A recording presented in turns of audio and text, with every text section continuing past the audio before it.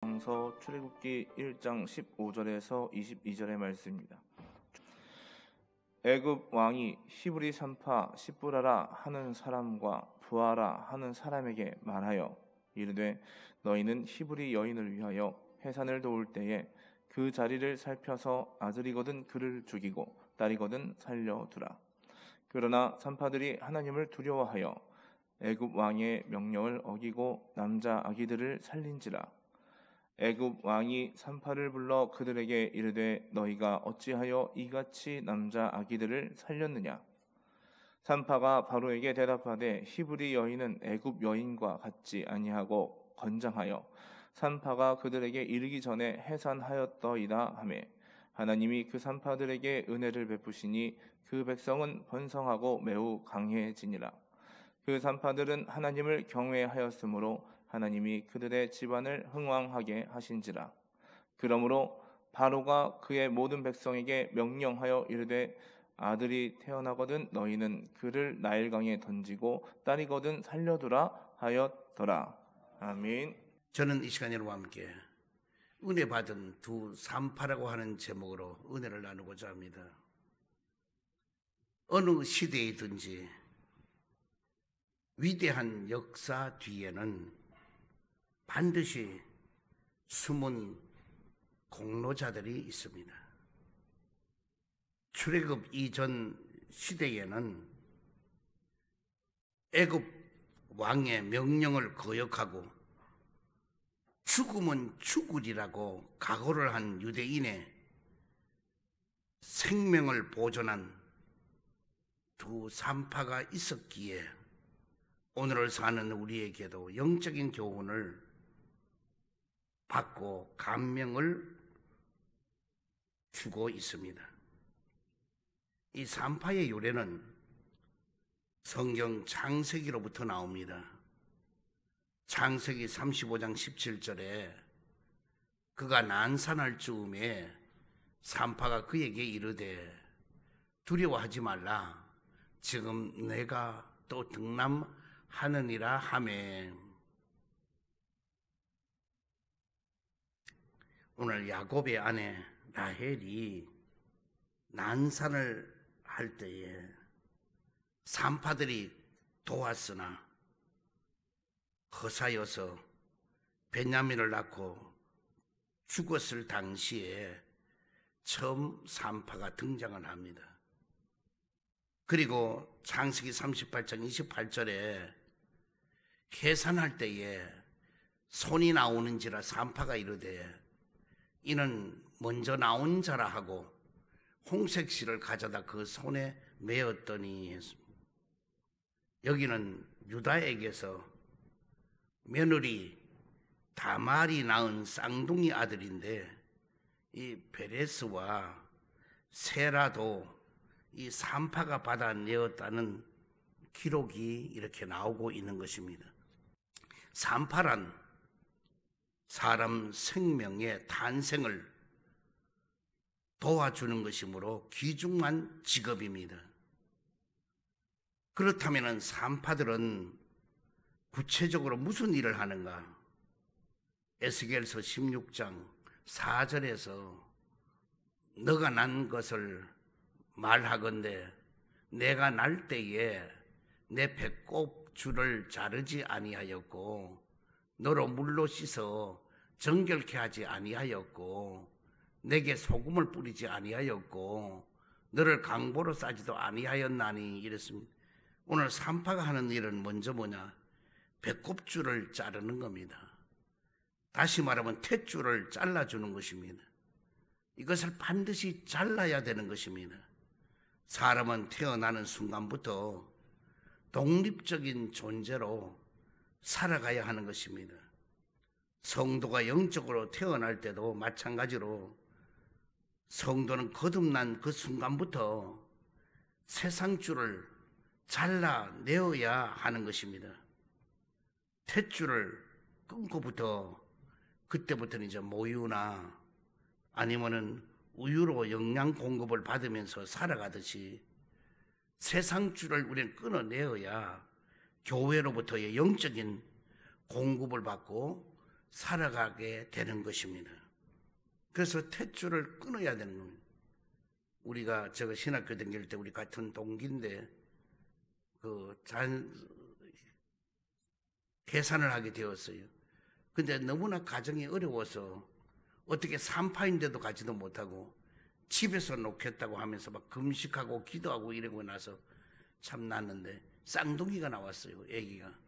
이 애기가 쌍둥이를 했는데 이 탯줄을 끊어가지고 어떻게 할 줄을 몰라서 탯줄을 끊기는 끊었는데 애기 탯줄은 이렇게 묶어서 어떻게 했는데 이 엄마로부터 나온 태반이 그대로 딸려들고 그 감당도 못하는가 봐요. 그래 되면 어떻게 빨리 병원을 가고 이래야 되는데 그냥 그걸 감당을 못해서 결국에 산모는 돌아가셨어요.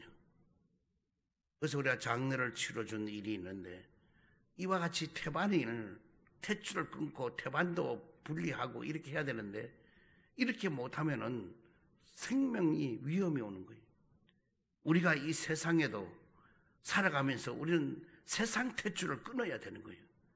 세상의 이생의 자랑, 정욕, 안목, 탐욕, 분냄 뭐 이런 것들에 모든 탯줄을 우리 끊어버리고 주께로 나와야 될 줄 믿습니다. 또한 새 생명은 물로 씻어서 정결하게 했다는 것입니다. 하나님 안에서 새롭게 태어난 영적인 존재도 원죄를 예수 그리스도의 피로서 씻어내어 깨끗함을 얻어야 되는 것입니다. 그리고 소금을 뿌려서 씻었다는 것입니다.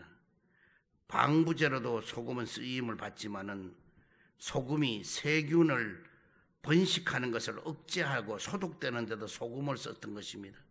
우리도 진리의 성경의 말씀을 읽고 듣고 묵상하고 그리고 적용하고 살아감으로써 두루 다니는 우는 사자와 같이 삼킬 자를 찾은 우리는 사탄과 마귀로부터의 우리는 우리의 영혼육이 보호받음을 받을 수 있는 것은 바로 소금을 가지고 뿌려 씻듯이 우리도 건전하고 또한 강건하게 보존될 수 있는 것은 우리는 말씀으로부터의 치료를 받아야 될 것이고, 그래서 우리는 항상 기도로 씻어내고 찬송으로 씻어내고 말씀으로 씻어내고 해서 우리 자신이 깨끗함을 얻어야 될 것입니다. 그리고 나서 또 아기는 강보에 쌓아두게 되는 것입니다. 아이가 태어나면은 씻긴 후에는 얼른 옷을 입히는데 더위나 추위로부터의 보호해 주기도 하고 또 미리 준비해 놓은 아름다운 새 옷을 남의 집 아이들과 구별하기 위해서도 특별히 표시하기 위해서 옷을 입히기도 합니다. 거듭난 성도도 사랑의 옷을 입혀서 유혹의 더위나 고난의 추위로부터 다치지를 않게 보호해 주어야 하는 것입니다. 거룩한 생명의 옷을 입을 때에 영원히 멸망할 사람들과는 다른 존재임을 구별을 받을 수가 있게 되는 것입니다. 그래서 오늘 본문에도 두 산파가 등장하는데 그 중에 십부라는 이름의 뜻은 뭐냐? 우아함, 아름다움 이런 뜻인 것입니다. 그 다음에 부아라고 하는 이름의 뜻은 빛남, 뛰어남, 딸, 소녀 이런 뜻도 있습니다. 오늘 이 두 산파가 하나님의 복을 받기까지 신앙의 과정과 결과를 살펴보도록 하겠습니다. 첫 번째로 이 산파는 하나님만 두려워하고 하나님만 믿었다는 것입니다. 이 두 산파는 사람의 왕보다도 왕 중의 왕이신 하나님을 더 두려워하는 산파들이었습니다. 출애굽기 1장 17절에 그러나 산파들이 하나님을 두려워하여 라고 말씀해 주고 있는 것입니다. 산파들은 창세기 48장 15절에도 그가 요셉을 위하여 축복하여 이르되 내 조부 아브라함과 아버지 이삭이 섬기던 하나님, 나의 출생으로부터 지금까지 나를 기르시는 하나님이라고 했습니다. 아브라함의 하나님, 이삭의 하나님, 야곱의 하나님, 요셉의 하나님을 이 산파들은 구전으로 내려오면서 역사 속에서 알고 있었던 것입니다. 이 중국에 가면은 서커스 공연을 하는데 큰 링이 있어요. 그 링에다가 주위에다가 그 천을 했든지 해서 그다가 휘발유든지 어떤 기름을 해서 이걸 붙이면 그 링이 불이 막 이글거려요. 그런데 여기에 호랑이나 사자를 그 링 속에 불 속으로 뛰어 들어가서 넘어가게 만드는데 그걸 하는 거예요. 너무 다른 사람은 그냥 탄성을 지르고 그러는데 이 동물학자들에 의하면은 절대로 호랑이나 사자가 털이 많기 때문에 털 많은 동물들은 불을 싫어한다는 거예요. 그래서 불을 보기도 싫어한다는 거예요. 그러므로 절대로 그것을 뛰어넘어서 불 속으로 뛰어넘어서 가지를 못한다는 거예요. 아무리 해도. 근데 많은 사람은 이 조련사가 수많은 피나는 연습을 시켜가지고 그럼 그 연습으로 의해서 얼마든지 가능하다 이렇게 생각할지 모르는데 절대로 연습을 해서는 그 불구덩이 속을 호랑이나 사자가 뛰어들어가지 않는다는 거예요. 그럼 주인의 믿음이라는 거예요. 그 조련사 주인이 눈빛만 딱 보고 그리고는 믿음으로 그걸 뛰어넘어가서 그것을 불구덩이 속을 뛰어들어간다는 겁니다. 그래서 이 조련사들은 일단은 그것을 딱 바라보고 불을 향해서 먼저 뛰어넘어 가도록 눈빛만 보고 사인만 하면은 일단은 눈을 바라본다는 겁니다. 주인의. 그리고는 믿고 뛴다고 하는 것입니다. 믿음은 우리의 본능조차도 이겨내는 힘이 있게 되는 것입니다. 믿음은 우리에게 상상도 못하는 기적을 가져오게도 만들어주는 것입니다. 믿음이 있으면은 얼마든지 불을 향해서도 뛰어들 수가 있는 힘이 있게 되는 것입니다. 믿음은 어떠한 두려움도 이기는 힘이 있게 되는 것입니다. 우리 앞에 엄청난 걱정이나 난관이 있어도 그것을 뚫고 나가게 만드는 능력이 바로 믿음인 것입니다. 이것이 믿는 성도에게 주어지는 복인 것입니다. 이 두 산파는 바로 자신들의 주인이 되시는 그 하나님을 믿는 것입니다. 그리고 언젠가는 이스라엘 백성들이 해방이 되어 하나님의 역사가 반드시 이루어질 것을 믿었던 것입니다. 그러므로 우리도 사람보다가 하나님을 두려워하는 여러분 되기를 바랍니다. 그리고 그 누구보다도 하나님을 향해서 확신을 갖기를 주의 이름으로 축원드립니다. 그래서 인본주의가 되지 말고 신본주의가 되자는 것입니다. 하나님 중심, 예수님 중심, 성령의 중심으로 사는 여러분 되기를 주여 축원드립니다. 두 번째로 산파는 사람의 생명을 귀중하게 여겼다는 것입니다. 오늘 본문의 배경은 요셉이 죽은 후에 요셉이 애굽에서 끼친 그 공적을 알지 못하는 새 왕 애굽의 바로가 다스리는 그런 시절이었습니다.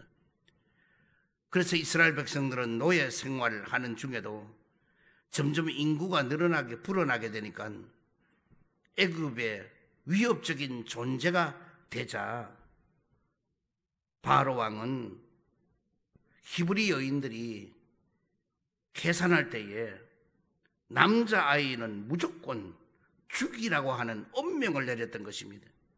아니면 나일 강가에 내버려라. 그런데 이 두 산파는 겁도 없이 그 왕의 명령을 어긴 것입니다.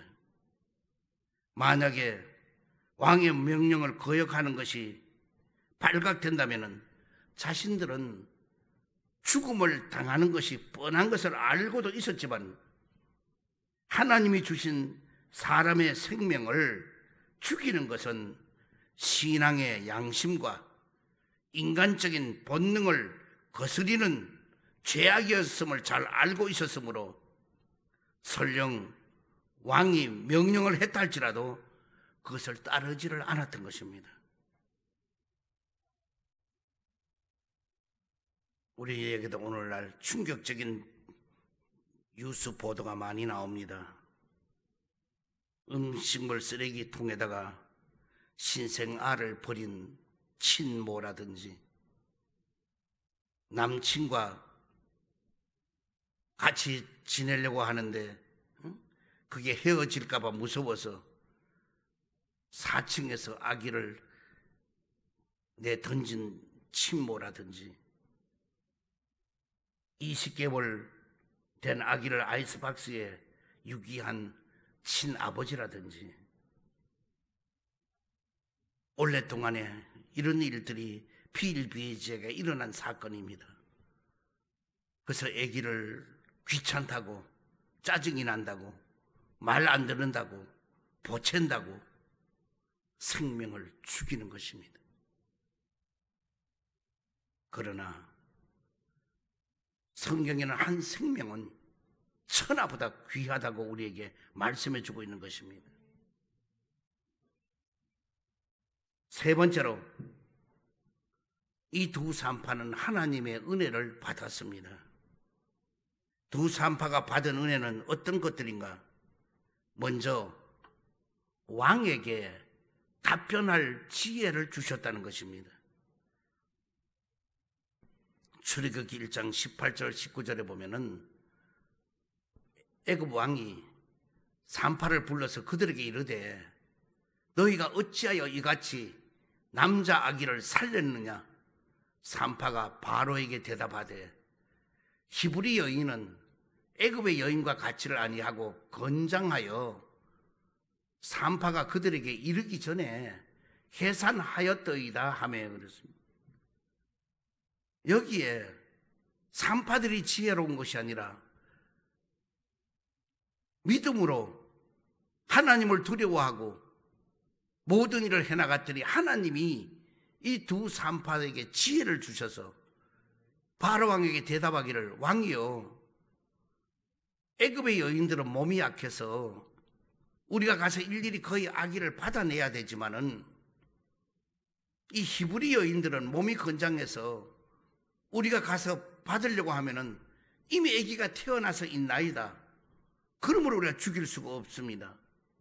하는 그런 대답을 할 수 있었던 것입니다. 마태복음 10장 19절을 또 이하도 보면은 이런 말씀이 나옵니다. 그러므로 어떻게 또는 무엇을 말할까 염려하지 말라. 그때에 너희에게 할 말을 주시리니 말하는 이는 너희가 아니라 너희 속에 말씀하시는 이 곧 너희 아버지 성령님이시라고 말씀하고 있습니다. 우리가 어떻게 무엇을 말할까 염려하지 말라는 것입니다. 왜? 그때 할 말을 우리 주님께서 주신다는 것입니다. 그래서 너희 마음속에 성령님이 모든 것을 인도하고 도와주신다는 것입니다. 그러므로 여러분은 뭔 일을 할 때 내가 뭘 한다 주저넘게 생각하지 말고 내가 어떻게 한다 결정하지 말고 우리가 주님 앞에 맡기고 의지하면은 주님이 우리에게 깨닫는 영을 주시고 우리에게 지혜를 주시고 또 우리에게 말할 수 있는 말하는 길을 열어주시게 될 줄 믿습니다. 하나님께서는 그들에게 은혜를 두 산파에게 베푸셨습니다. 하나님께서 두 산파에게 믿음을 기쁘시게 보고 은혜를 베풀었습니다. 은혜는 어떤 일을 잘해서 따서 내는 것이 아니라 하나님으로부터 베푸심을 받는 것이 은혜인 것입니다. 다시 말하면 하나님이 베풀어 주시는 바로 그것이 은혜인 것입니다. 우리가 하는 일이 주님이 마음에 든다면은 번성하게 만들어 주시고, 그리고 강대하게 하는 복을 베풀어 주시게 되는 것입니다.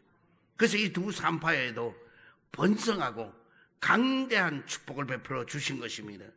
또 하나님께서 그들의 가문을 흥왕하게 하여 주었다는 것입니다. 하나님의 백성은 아무리 사람이 해하려고 해도 자산이 번성해지는 것은 물론이고 또 자신의 가문까지도 흥왕하게 만들어 준다는 것입니다. 단 여기서 우리는 참된 성도의 자세가 되어 하나님을 경외하는 것이 있다는 그 사실을 깨달아야 하는 것입니다.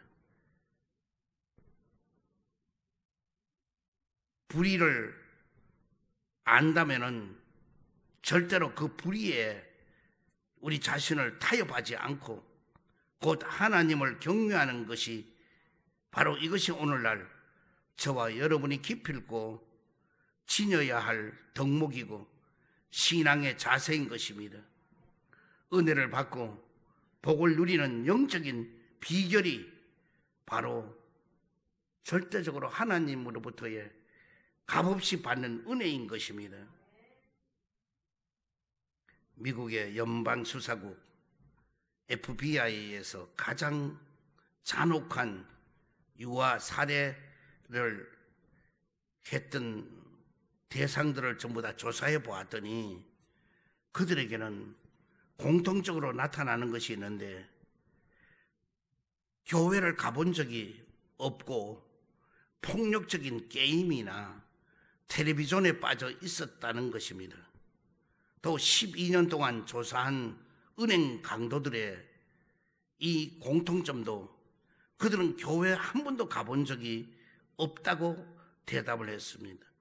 그리고 그들은 도박과 마약에 빠져 있었던 경우가 대부분이었습니다. 이것은 하나님을 믿지를 않아야 하면은 결국은 죄의